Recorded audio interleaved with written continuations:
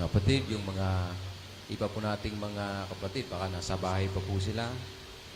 Pwede na po natin silang kontakin para po makahabol po dito sa atin pong pagkakatipon. Isang beses lang po ito sa isang taon, kaya mahalaga pong makakadalo sana sila mga